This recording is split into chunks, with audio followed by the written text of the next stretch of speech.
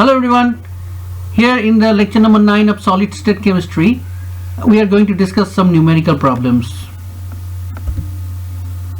Here is question number 1. A metal crystallizes in a body-centered cubic lattice with edge length A equals to 5.34 angstrom. So you have to calculate the lattice plane distance D111. Okay, so the interplanar distance of 111 lattice plane. So how would you do this? Try to solve this problem by pausing the video, and if you are if you can do this, then try to tally your answer with the solution what I am going to do right now. Okay, so hope you have all tried and also not tried. Who have tried and who have not tried, both look how is the solution obtained. Okay, so for the main trick of this question is the body-centered cubic lattice. You all know that body-centered cubic lattice, the 111 planes do not exist. Actually, in between them you have to insert one more lattice plane in order to fulfill the condition of constructing a lattice plane. Okay, you have to cover all the atoms. No atom or no lattice point should be left uncovered. Okay, so actually the D111 plane is D222 plane for a body-centered cubic lattice, and for that the value of interplanar distance with respect to edge length A is A by twice root 3. So the answer is very simple. It is 5.34 angstrom divided by twice root 3, and the result is 1.54 angstrom. Okay, now let's move on to the second question. Is it possible to obtain Bragg reflection from 100 plane of simple cubic crystal with edge length 1.5 angstrom by using X-rays with wavelength 3.5 angstrom? Okay, actually there should have been a question mark for this question, so this is a typing error. Put a question mark if you are taking the note of this question from the slides. Okay, so same thing, pause the video, try to do this problem. Okay, now move on to the answer. Now here for the 100 plane of a simple cube, D100 is simply D100.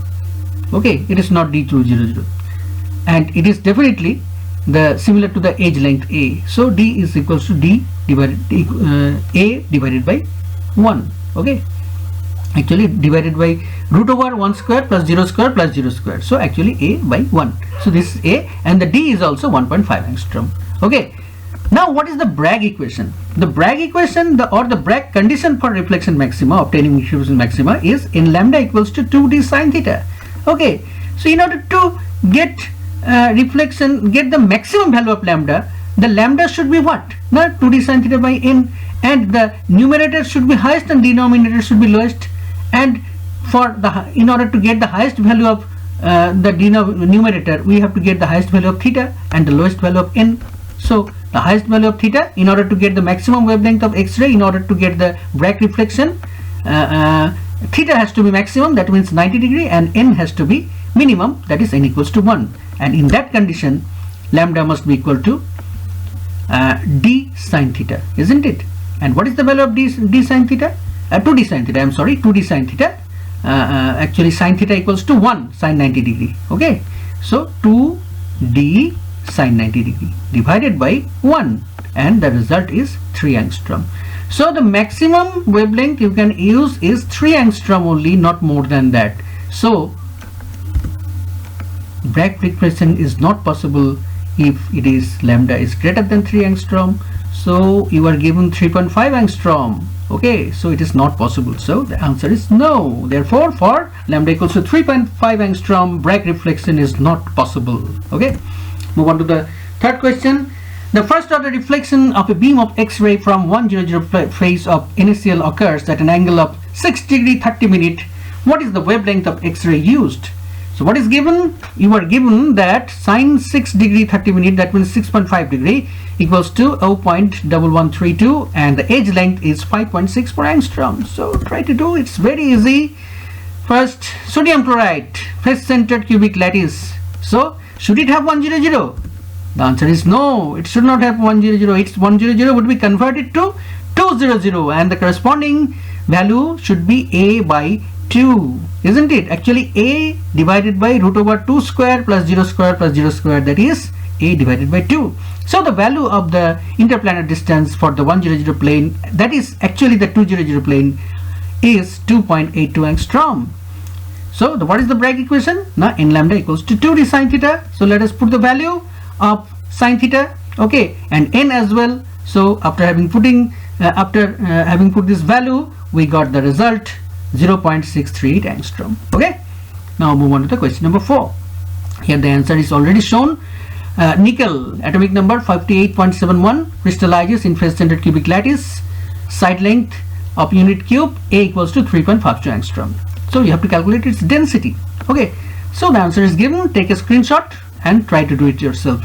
So for face-centered cubic lattice, what is the assignment of atoms inside the cube? Actually there are 4 atoms per unit cell. Okay, now density equals to mass per volume. Okay, now what is the mass? The mass of 1 unit cell of nickel, then the volume of 1 unit cell of nickel. This is the same density. Okay, and what is the mass of unit cell of nickel? Now it contains 4 atoms, so mass of 4 nickel atoms. And what should be the volume of the unit cell? Actually the cube of third power of the edge length. Okay, so it is a cube. And what is the value of mass of 4 nickel atoms? Now 4 into atomic weight of nickel divided by Avogadro number, because Avogadro number of atoms would have the atomic weight of nickel. So 4 atoms should have by unitary method 4 into atomic weight of nickel divided by Avogadro number. And here the edge length, actually 3.52 angstrom should be converted into centimeter. So 3.52 into 10 to the power minus 8 centimeter, then its whole cube. Then the answer should be in the CGS unit, gram per cc. Okay, and the final result is 8.9 gram per cc. Now move on to the last and 5th question. Find the spacing of 110 planes in body-centered cubic crystal with unit cell volume 27 into 10 to the minus 24. That was the previous problem actually in a different angle. Okay, so if it is given 27 into 10 to the minus 24 cc of the unit cell volume, then what should be the density? So what should be the spacing between the lattice planes of 110? So edge length given. Okay, edge length, you can find out the edge length by just taking the 1/3 power of the volume. So it is 3.3 into 10 to the power 8 minus 8 centimeters. Okay, and for a body-centered cubic, 110 is actually 110. Yes, this is also a trick. You have to actually, what the examiners want to know from you? They want to know from you your basic knowledge. Okay, basically whether you are strong or weak. If you are basically strong, you do not get confused with these things, whether 110 is 220 or not. Okay, so you have to have the idea of lattice planes. You should have a clear idea. Okay, so put the value a by root 2 and the corresponding result, final result is 2.12 angstrom. Okay, so that's all for the numerical problems, and finally only one topic is left, crystal defect. Okay, so until then, thank you, have a nice day.